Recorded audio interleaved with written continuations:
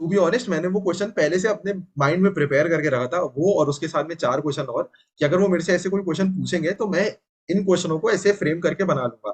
तो जो मैंने टेबल उनको दी थी बना के, वो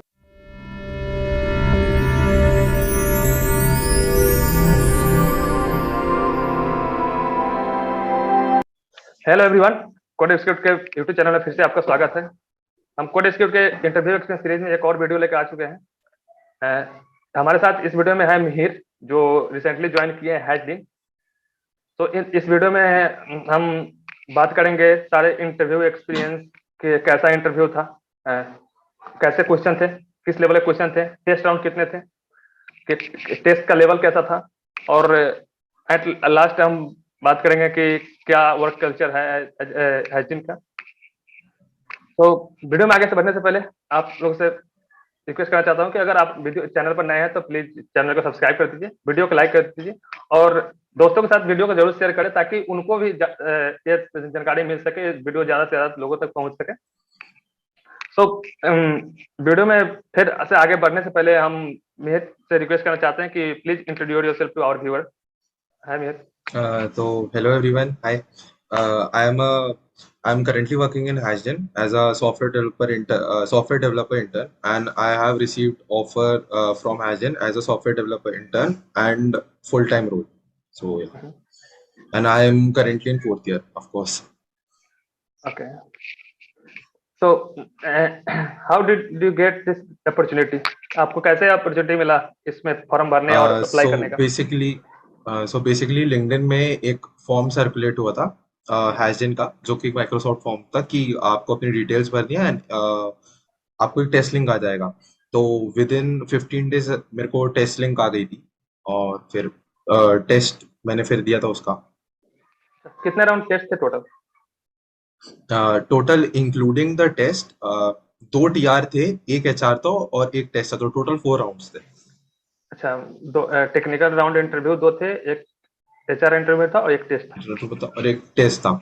अच्छा, टेस्ट का लेवल में किस तरह क्वेश्चन थे, क्या लेवल था टेस्ट का? टेस्ट हुआ था कोड सिग्नल में। तो मतलब कोड सिग्नल में ऐसा रहता है कि पहला जो क्वेश्चन होता है वो काफी इजी रहता है, मतलब वो बन जाता है, इफ आप कंपेयर करो तो लीड कोड इजी के बराबर होता है वो।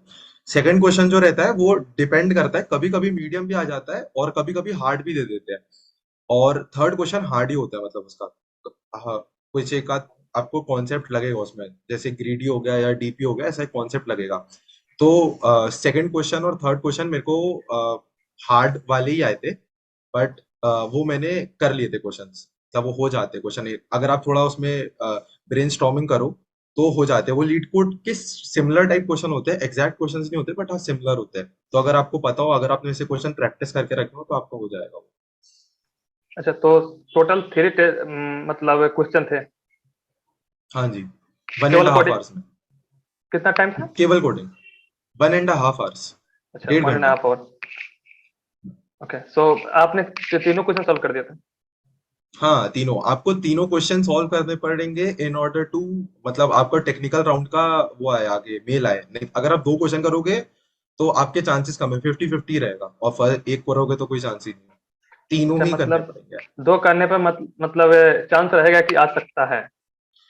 40% चांस, मतलब अगर उनको बहुत ज्यादा रिक्वायरमेंट है, और अगर बहुत सारे लोगों के नहीं हुए, मतलब वो डिपेंड करेगा, अगर आपके साथ में जो बैच में लोग हैं, जैसे फॉर एग्जांपल अगर 100 लोगों का उन लोगों ने टेस्ट लिंक भेजा, और आपको मिला के ऐसे, मतलब 10-5 बच्चे ही होंगे जिनके दो क्वेश्चन है बाकी, और 10 और होंगे एग्जाम्पल के लिए कि जिनका एक हुआ और बाकी सबके तीन तीन हो गए, तो आपको नहीं आएगा टेस्ट लिंक, क्योंकि अच्छा। आपसे ज्यादा लोगों ने तीन क्वेश्चन बना लिए। तो करना पड़ता है, मतलब तीनों ही लाइक करने पड़ेंगे। परसेंटाइल की तरह वो कैलकुलेट करते हैं कि जिनका हुआ।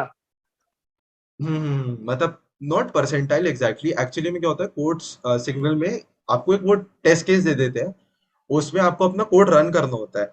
उसमें आपका कोड रन हो जाता है तो उसके बाद आप सबमिट कर दो उसको। बट उसके बाद क्या होता है, जब आपका पेपर सबमिट हो जाता है तो जो उसके हिडन टेस्ट केसेस होते हैं उस पे वो आपका कोड को रन करके चेक करते हैं कि वो कोड चल रहा है कि नहीं चल रहा है, वो हिडन टेस्ट केसेस में।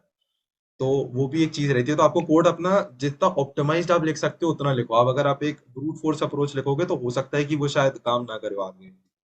तो हाँ। तो उसके बाद आप कितने दिन के बाद आपको इनविटेशन आया इंटरव्यू का? पेपर पेपर मैंने दिया था, उसके एक हफ्ते बाद मेरे को टेस्ट लिंक मतलब टीआर 1 का मेल आ गया था कि आपका टीआर 1 है। आपको इन टाइम स्लॉट्स के बीच में, मतलब 2 दिन का टाइम स्लॉट रहता है, उसके बीच में कोई एक दिन में आपका टीआर 1 हो जाएगा। अच्छा। और फिर अगले ही दिन उसका डेट आ जाता है कि आपका इतने बजे और ये टाइम पे है। अच्छा, तो डिस्कस करते हैं कि can explain the details about the first round test technical interview. Technical interview, so पहले तो आपका बहुत बेसिक एक अच्छा सा इंट्रोडक्शन होगा एज यूजुअल। उसके बाद इंटरव्यूअर बहुत ही ज्यादा काइंड होते हैं, मतलब हैजन के इंटरव्यूज बहुत ही ज्यादा स्मूथ होते हैं, मतलब बहुत अच्छे से बताया जाता है, काफी अच्छे से आपको डिस्क्राइब करा जाएगा। तो पहले उन अपने बारे में उन्होंने बताया, फिर उन्होंने बोला कि चलो we'll start with the coding question. तो उनने मेरे को एक कोड उनने पहले मेरे से एक डॉक्स बनवाई, और उसमें उनने मेरी डिटेल्स, मैं कौन से कॉलेज से हूँ, क्योंकि मैं ऑफ कैंपस का स्टूडेंट था, तो उनने मेरी डॉक्स में डिटेल्स लिखवाई, और फिर उन्होंने मेरे को बोला कि आपको, उन्हें क्वेश्चन डॉक्स में पेस्ट कर दिया। मेरा पहला क्वेश्चन तो उसमें कंपैरेटिवली बहुत इजी था कि के एरे दिया हुआ और के नंबर तक के नंबर्स को रिवर्स करना है। तो मैंने उनको इसका एक सोल्यूशन मतलब बता दिया था स्टैक यूज करके, बट फिर मैंने उनको बाद में एक हैश मैप का सोल्यूशन बताया था, लेकिन उन्होंने बोला था कोई बात नहीं, आप स्टैक वाला मेरे को इम्प्लीमेंट करके बताओ। तो इम्प्लीमेंटेशन जो था, उनने मेरे से इम्प्लीमेंटेशन ऑनलाइन जीसीपी कंपाइलर में, उनने मेरे से इम्प्लीमेंटेशन करवाया था उसका, और वो पूरा कोड चलना चाहिए, ऐसा नहीं कि वो चल नहीं रहा है। जीसीपी में करवाया था तो पूरा कोड चलना था। फिर उसके बाद में, और ये क्वेश्चन मैंने कंपैरेटिवली बहुत जल्दी सॉल्व कर दिया था। यूजुअली हैशडेन में जो पहला राउंड होता है टीआर 1, वो 55 मिनट से लेके 1.5 घंटे के बीच में रहता है, मतलब 55 मिनट आप मान के चलो। बट मेरा जो पहला राउंड था वो 25 मिनट्स में खत्म हो गया था। तो उसमें फिर उसके बाद उनने मेरे से पूछा था loop detection and link list, और उनने उसका मेरे को बोला था कि आप एल्गोरिथम लिख दो। तो मैंने उनको सीधा फ्लॉइड का जो लूप डिटेक्शन वाला एल्गोरिथम रहता है वो मैंने उनको बता दिया, और उसका मैंने कोड कर दिया उनको। तो वो काफी उससे इंप्रेस हो गए थे, बोलते रियली गुड। और फिर उसके बाद उन्होंने मेरे से कोर सब्जेक्ट्स के क्वेश्चन पूछे थे, जो कोर हमारे होते हैं, computer networks, operating system, object oriented programming, DBMS. तो बस मतलब बेसिक बेसिक क्वेश्चन ही थे वो। तो उसके बाद मेरा टीआर 1 खत्म हो गया था। अच्छा और फिर जैसे ही मेरा टीआर 1 खत्म हुआ था, उसके 1 घंटे बाद मेरे को मेल आ गया था कि congratulation, you have been proceeded to the second round. तो उसका मेल भी आ गया था। अच्छा। तो सेकेंड राउंड टेस्ट कितने दिन के बाद लगभग, सॉरी सेकेंड राउंड इंटरव्यू कितना दिन के बाद हुआ लगभग? सेकेंड राउंड का जो मेरा हुआ था वो 3 दिन के बाद हुआ था, मतलब हाँ 3 दिन के बाद, मतलब 2 दिन के बाद एक हफ्ते के गैप में टीआर 1 का आ गया था। फिर टीआर 2 का 2 दिन के बाद आ गया था कि तो ये डेट टीआर को है। टू जो था वो किस तरह का इंटरव्यू होता है? TR two like coding interview? TR TR 2 जो हैजन का होता है वो थोड़ा डिफरेंट होता है कंपेरेटिवली। उसमें ऐसा रहता है कि वो आपसे कोडिंग तो पूछेंगे, साथ में वो आपसे लो लेवल सिस्टम डिजाइन, मतलब कि आपसे डेटाबेस फॉर्मुलेशन वाले तक के कोडिंग, मतलब क्वेश्चन, मतलब एक टाइप का सिस्टम डिजाइन ही होता है, वो सिस्टम डिजाइन ही है, बट एक डेटाबेस सिर्फ उसका कवर करते हैं वो। तो टीआर 2 मेरा चला था, 1 घंटा हुआ था उसमें। लाइक मेरे से पहले उन्होंने पूछा था कि फिबोनाची का कोड लिख दो, तो हम सब लोग फैक्टोरियल एन वाला लिख देते हैं वही रिकर्जन से। उन्होंने बोला नहीं नहीं नहीं, मेरे को ओवन में चाहिए। तो मैं उस समय बहुत कॉन्फिडेंट था, क्योंकि मैंने previous year questions, previous interview experience देखे हुए थे इसके, हैशजन के। तो उसमें ये पूछा गया लोगों से, तो मैं कॉन्फिडेंट था, तो मैंने उनको डायरेक्टली एक फॉर्मूला बोल दिया कि मैं लॉग एन का फॉर्मूला भी होता है फिबोनाची का। उन्होंने बोला नहीं, आप मेरे को टॉप डाउन की जो आप ओवन वाला सोल्यूशन बता रहे हो, अब वो मेरे को इम्प्लीमेंट करके बताओ। तो मैंने उसको इम्प्लीमेंट करा। फिर उसके बाद में मेरे को सेकंड क्वेश्चन अच्छे से याद, हाँ डीपी का एक क्वेश्चन था, मेरे को अच्छे से याद नहीं है, बट डीपी का क्वेश्चन था और स्टैंडर्ड प्रॉब्लम ही था। उन्हें स्टैंडर्ड प्रॉब्लम दिया था मेरे को वो। बट वो ट्राई कर रही थी कि मैं उसमें कुछ और भी लगा लूं, कुछ और लगा लूं, क्योंकि उनने उसके बाद उसमें थोड़ा सा वेरिएंट लेके आ गए थे वो। तो जो वो वेरिएंट लेके आए थे, मैंने डीपी का उनको पूरा कोड करके दे दिया था। तो उनने बोला था इसके बाद कि आप मेरे को इसमें कुछ वेरिएशन ला के बताओ। उनने थोड़ा सा क्वेश्चन चेंज कर दिया था। तो उसमें फिर मैंने उनको एक ग्रीडी की अप्रोच बताई थी। तो उसका जो सोल्यूशन था वो एन लॉग इन का था, और वो बोल रहे थे कि क्या आप इसको ऑप्टिमाइज कर सकते हो। तो वो मेरे हिसाब से उस समय ऑप्टिमाइज नहीं हो रहा था। तो फिर उनको वो उसमें सेटिस्फाई हो गए थे कि चलो ठीक है, सही कर रहे हैं। उसके बाद में फिर उनने मेरे से कोर सब्जेक्ट पूछे थे। तो कोर सब्जेक्ट्स में लाइक मेरे मैंने एक्चुअली में इंटरव्यूअर को क्वेश्चन में एक एडवाइस है सबको कि जब भी आप इंटरव्यू दे रहे होते हो तो इंटरव्यूअर का क्वेश्चन खत्म हो जाने के बाद ही उससे मतलब उसका आंसर करो, उसको पहले मत दे दो कि हो सकता है कभी कभी इंटरव्यूअर ऑफेंड हो जाता है। जैसे मेरे मेरे इंस्टेंस में उनने मेरे से क्वेश्चन पूछा था, तो उन्होंने बस ऐसी बेसिक नॉर्मलाइजेशन से शुरू करा, बहुत कॉमन है, नॉर्मलाइजेशन बहुत कॉमन है। तो उनका खत्म नहीं हुआ था क्वेश्चन, बट मैंने उससे पहले ही उनको आंसर बोल दिया उसका। तो फिर उनने मेरा क्वेश्चन जैसे ही खत्म हुआ, उनने मेरे को फिर से आंसर क्वेश्चन पूछ लिया। तो वो हमारा बहुत देर तक चला था, लाइक 20-25 क्वेश्चन उनने मेरे से लगातार पूछ लिए थे, सब्जेक्ट चेंज कर करके, मतलब कभी ओएस, कभी ऊप्स, कभी डीबीएमएस, कभी सीएन, कभी ऊप्स, ऐसे करके हो रहा था मेरे साथ में। तो मैंने उस समय मेरे को कॉन्फिडेंस था, और मतलब कोर मैंने काफी अच्छे से पढ़ा हुआ है, तो मेरे को सारे क्वेश्चंस बन गए थे। फिर वो सेटिस्फाई हो गए थे उसमें। फिर उनने उसके बोला लास्ट, अब एक लास्ट पार्ट बचा है हमारे इंटरव्यू का, जिसमें उनने मेरे से पूछा था कि आपको इंस्टाग्राम का डेटाबेस डिजाइन करना है, और बोला था कि आपको, आप ट्राई करो कि आप जितना ज्यादा मतलब नॉर्मलाइज्ड फॉर्म ऑफ डेटाबेस बना सकते हो। तो मैं इंस्टाग्राम नहीं चलाता हूँ, बट ये क्वेश्चन मैंने देख लिया था, मतलब ये पूछा है पहले, 2-3 साल पहले क्वेश्चन पूछा गया है इस दिन में। तो मैंने प्रीवियस ईयर क्वेश्चंस देखे थे, तो उसमें क्वेश्चन था, और इसका कोई एज सच कोई स्पेसिफिक सोल्यूशन नहीं है। आपको क्वेरीज में जो एसक्यूएल क्वेरीज होती है उसमें काफी अच्छा रहना पड़ेगा इसको सॉल्व करने के लिए।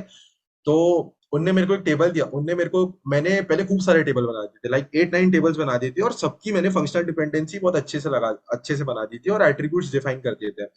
बट उनने मेरे को बोला कि नहीं, मेरे को सिर्फ 3 टेबल से काम है, तो मेरे बाकी सारे टेबल्स उन्होंने हटवा दिए थे।